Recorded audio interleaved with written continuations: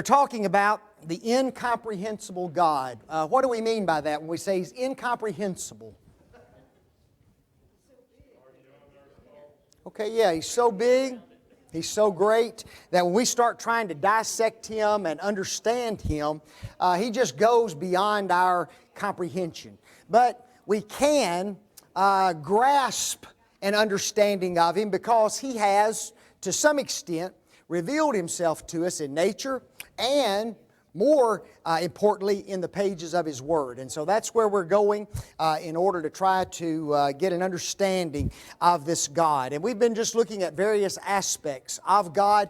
And in this lesson we're talking about the living God, okay? The living God. In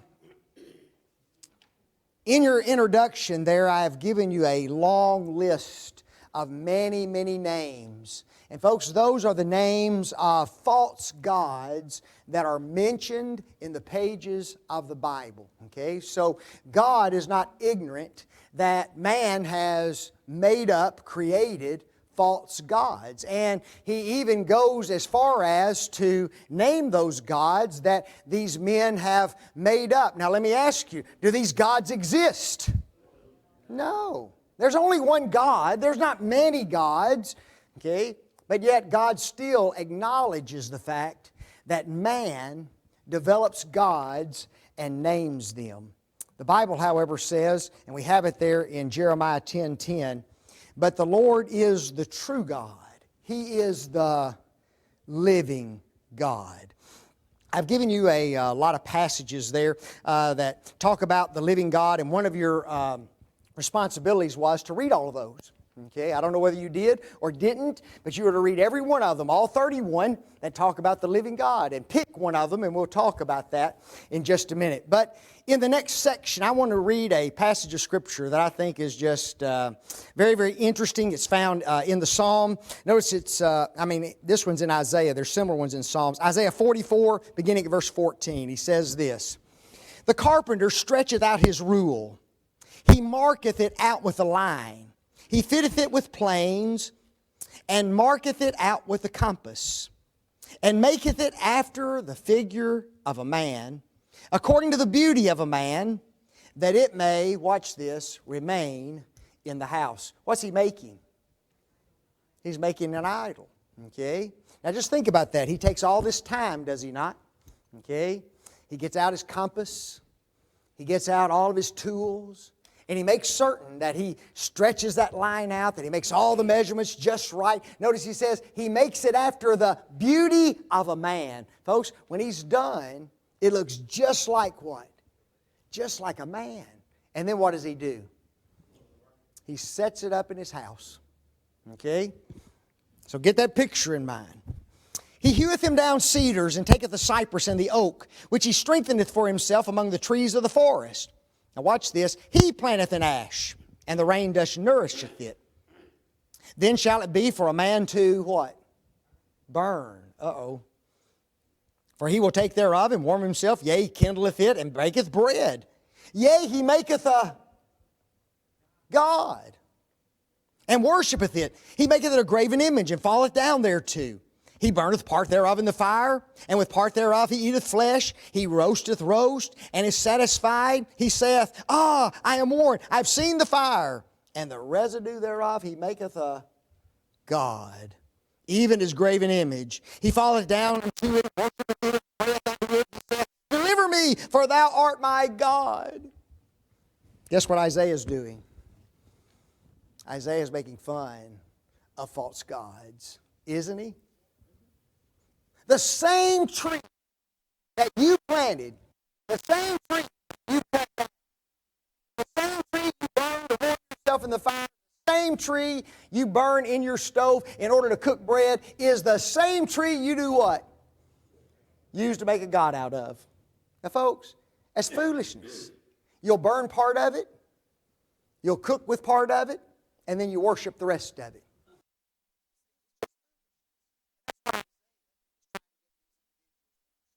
That they're really worshiping what? Just a tree, right? A tree that they use for all kinds of purposes. They are not worshiping a god, they are just worshiping a tree that's made into the image of a God. Or in this case, a what? A man.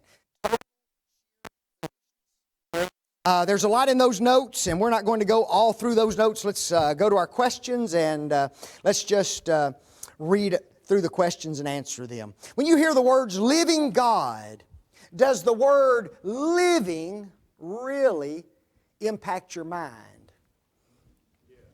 Does it? You know, all my life, I've heard the living God. You know, the living God. And I don't know if I have ever just really stopped and contemplated the living God. Okay? I just kind of, sometimes, and I'm speaking personally for me, sometimes I just mouth the words. And I don't really stop to think about what the words really mean and what the words really involve. Okay, Larry? In not too distant a past, there was the idea that God is dead. Oh, yes.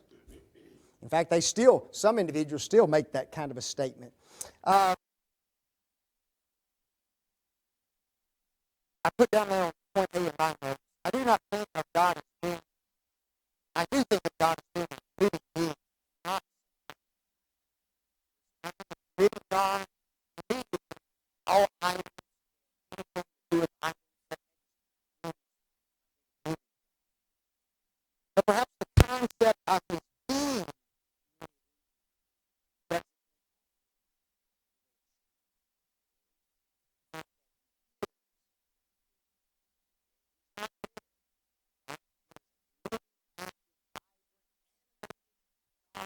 who is beyond our sight. Yes. Point number two. Of the 31 verses that speak about the living God, which one impresses you the most? Who wants to read that? Anybody? Anybody do the homework? Anybody got one? A lot of verses to read. I read all 31 of them. I picked two. Nobody read. No time to mind. Jeremiah 10, that's the one that we read in introduction. But the Lord is the true God. He is the living God and an everlasting King. At His wrath, the earth shall tremble, and the nations shall not be able to abide.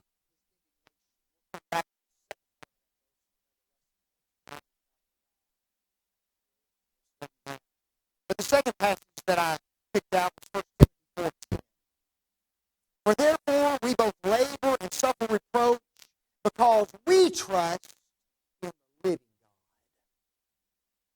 which is the Savior of all men, comma, especially of them that believe. Folks, that passage, we've been studying Calvinism in our Thursday night class. That passage right there totally annihilates Calvinism. Did you know that? God is the Savior of all men. That means all men can be saved. And then He says, comma, especially of them that what? Of them that believe. Because those that believe are what? The ones that will be definitely saved. Okay? But notice, the only way to do that is to trust in who? The living God. Okay? The living God. Another one that was pretty interesting to me, and it's a very common passage. It is a fearful thing. Somebody finish. To fall into the hands of the living God. You can fall into the hands of a tree. What's that going to do? Preacher said if I scratch you up, you can fall into the hands of an object of gold. What's that going to do? You're not going to fall. No. You're going to fall.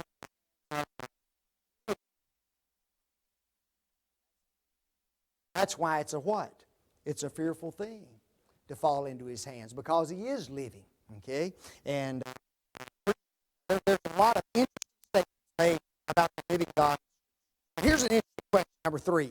If idols are man-made and not living, why do people seek out idols to worship? Okay? Okay, number 1, for some reason, man likes something tangible, doesn't he? Okay? It's not enough to think about the cross. We want to carry one around with us all the time, right? Because we can what? Look down and see it, right? Okay? So yes, that's one reason probably. It is tangible. Brett says that they make up these idols and worship them so that they can make up their own rules. See? That idol's nothing, right?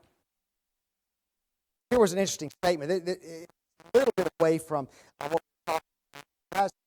What God do the Muslims worship? Allah. Okay? Allah is the God. Now, Allah is a made-up God. Okay? He's not a true God. He's a made-up God. He was made up in the mind of Muhammad, the prophet of Islam. What's interesting is that everything Muhammad wanted to do, Allah let him do. That's true. Okay? When you go back and you study the history of Islam and you watch Muhammad, when there was a question and Muhammad had a view on it, Allah always confirmed guess whose view? Muhammad's view. Now see, that's kind of what Brett's talking about, right?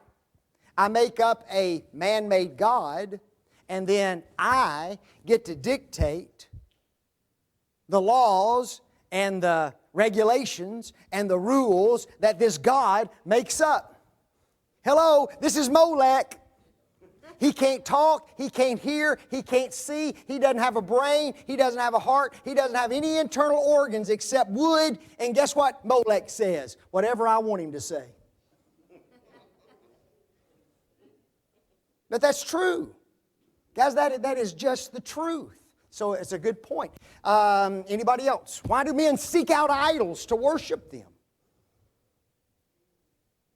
We gave 2 reasons, didn't we, so far? 1, because they're tangible, they can be seen. Number 2, it allows man to make up the rules, right?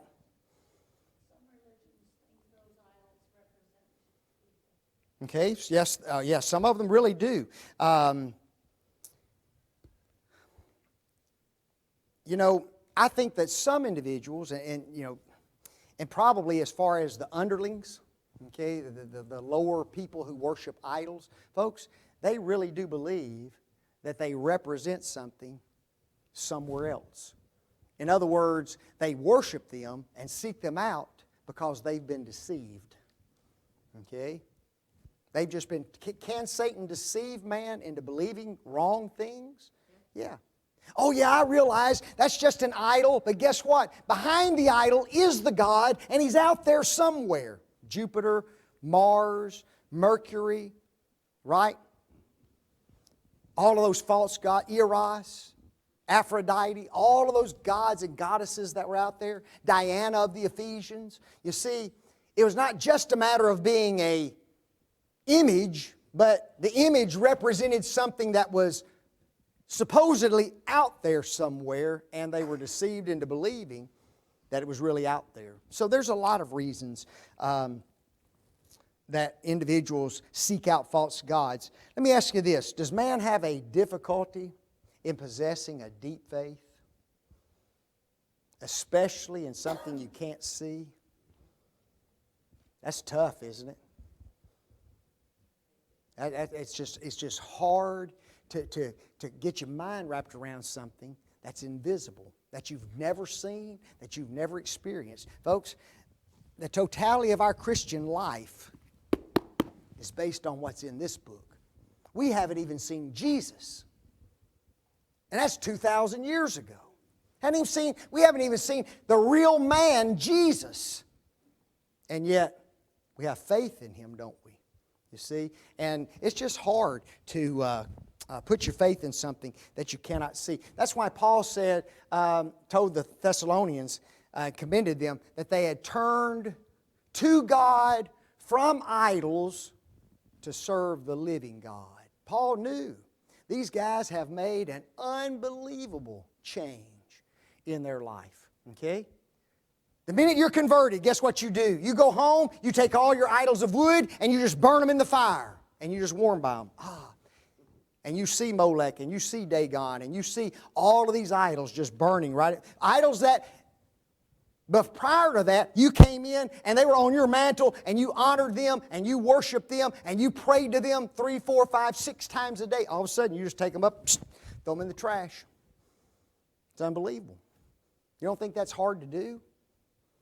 Folks, people in the first century who converted, it was tough. You know, we think we have it hard to, I got to give up my false religion. Well, so did they. Did Paul have to give up Judaism? Oh, you shouldn't have to give up your religion. All religions are the same. No, they're not. They are not. And there's only one true religion. And that's what those individuals had to embrace. These gods are wrong. These gods are false. Remember, one city, they brought out all their books, all their sorcery books and all of those things. They just burned them in the streets, did they not? Guys, that's not easy to do. That's their doctrines. That's their practices. That's what they've been accustomed to all their life. And they just gave it all up. And that's what has to be done in order to serve the living God. True or false? I easily understand the concept that God is self-existent. Can you just get that? What do I mean when I say God is self-existent? Okay? He wasn't created. He has just always been, and He is the reason for Him. Some refer to God as the uncaused first cause of all things. Now that's an uncaused thing. Okay? Here's a being who is alive, who is animated, who can do all the kind of things that you and I do, and yet He never just came into existence. He always has been. I don't know about you, the more I think about that, the more I get confused. Okay? It's not easy. It's just not easy. But listen to this.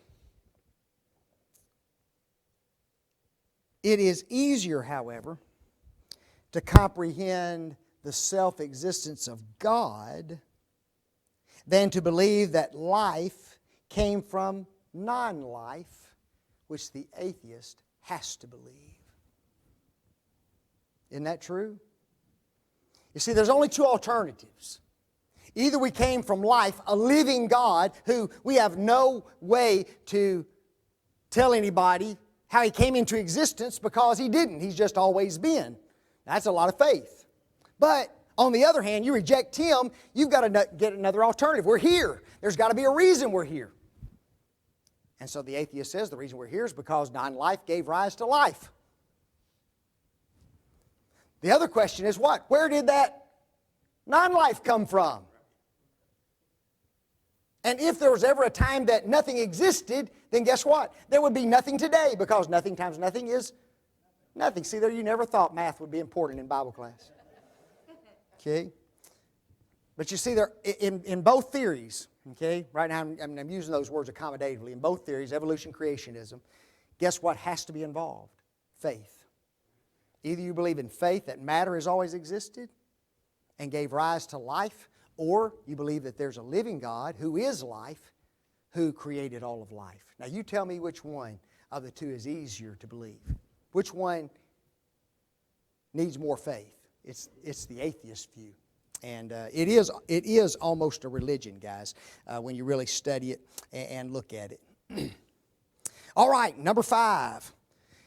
And the reason I brought this question up is because in Genesis 1, you can just read through the text, go home tonight and just read Genesis 1 again. And about 4 or 5 times it says that God created the living creatures. The living creatures. And aren't there a bunch of living creatures on the earth today? Tons of living creatures. You know, some people have living creatures in their house. And I'm not talking about themselves. Okay? Other living creatures like Dog. See, I just knew the dog lovers or cat lovers would just throw it all on. My dog. Okay. You know, my goldfish. You know.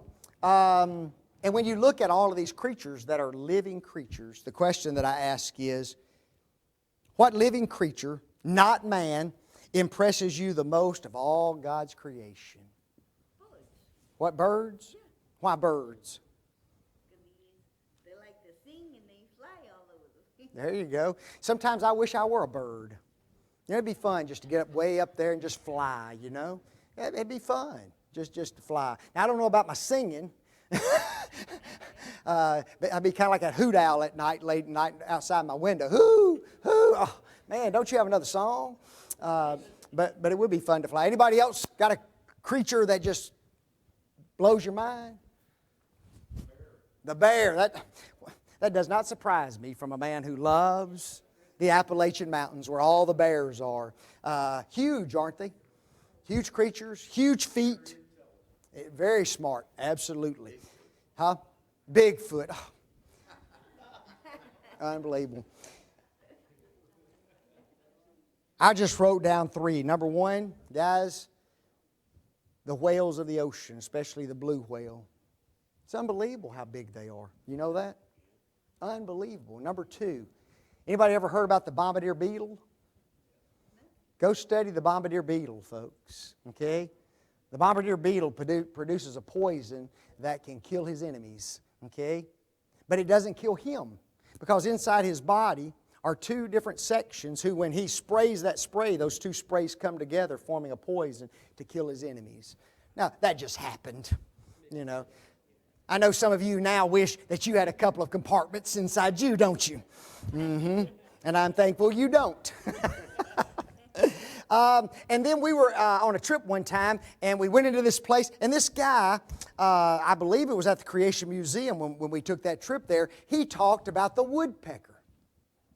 Okay, wasn't that great? The woodpecker. Guys, here is a bird who knocks his head silly on wood. It doesn't bother him a lick. You go out and peck on wood for a day with your nose and see how you feel tomorrow. Okay? It's just unbelievable. And what's interesting is that's just 3. Aren't there others? You know, we can just, dolphins, we can just look at our dogs, our cats, just the thing that's in our house. And folks, they just baffle you, you know, and the complexity of them. And, you know, what I find interesting is that when you read the book of Job, okay, Job's, you know, wanting to talk to God and all this stuff, right? And God finally talks to Job, and guess who he brings up? The behemoth and the leviathan. Guess what those are? Dinosaurs. Job, can you make one of those? You know, guys, it's unbelievable. You know, God is a living God, and He created what is living today. Number 6, we have been given the gift of life. What is most precious to you about life? What is it? Birth. Giving birth to more life. Now, folks, that's pretty precious, isn't it? You know, to have that ability. And have we taken that ability and have we squandered that blessing in our society? Yeah. We father and birth too many children who, they aren't here because they're wanted. They're here because mom and daddy just wanted to sin, right? And involve themselves in their sexual relationships. And that's sad because, like you said, birth is such a precious thing. Larry? All the murders and homicides that exist in Duval County are a result of a lack of appreciation. Oh, absolutely. Oh, yeah. Abortion, the whole ball of wax is anytime there's murder, it's just a disregard of human life, isn't it? I put down this. What is precious to me is the fact that I can choose to live my life any way I want to. You know what? I have that choice. If I don't want to be here today, I can walk out that door, jump in my car, and be gone. Tell y'all, adios, amigo. What you going to do? Nothing. Because there ain't nothing you can do. Because it's my what? It's my choice, right? And you know, that is an unbelievable capability, folks. You know that? But having been given that ability, God also holds you accountable to that ability. You know that? Sure does. I put down here another thing that is precious. Is that I only have today to live that I'm promised. Okay? Yesterday's gone. I've got no promise of tomorrow. The only life that I have to live is right now. That's precious, folks. You know it? One man said, "He who squanders 1 hour a day does not know the preciousness of life." Wow.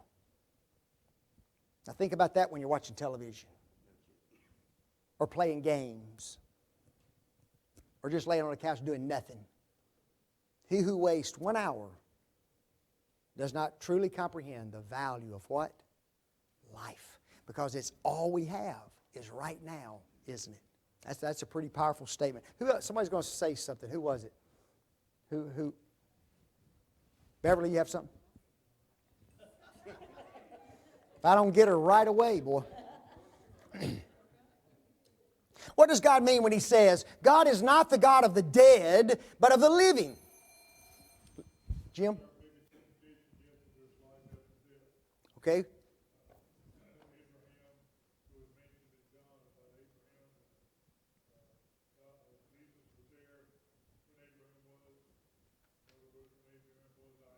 Right?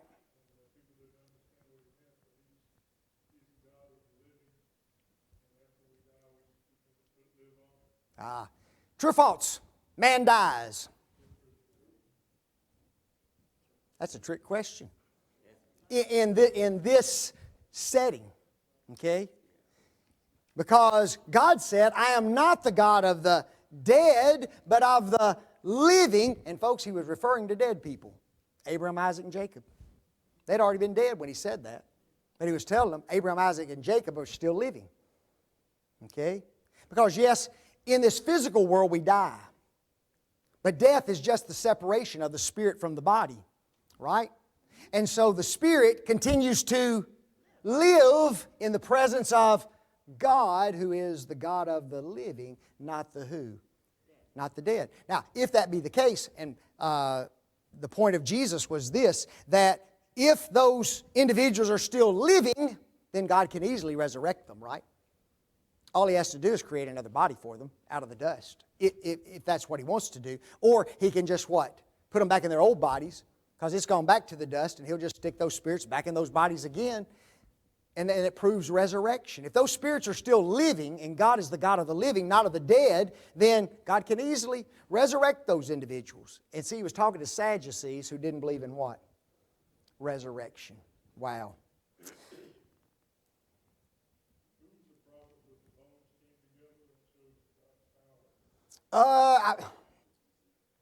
Yes, Ezekiel in the valley of dead bones. Yeah, Ezekiel. Yes, sir. Resurrection. Taught in the Old Testament. And they knew it, didn't they? They knew about the resurrection. Folks, number 9 is an important question. How do we truly live for God? And I just wrote down some things very quickly. Make ourselves into His image. Think like God. Follow God's example. Put on His holiness. Focus on our citizenship, which is in heaven. Hate the things God hates. Fight for the Lord's cause. Constantly yield to His will in our lives. Okay? Guys, I want to be like the living God, don't you? And you see, we have to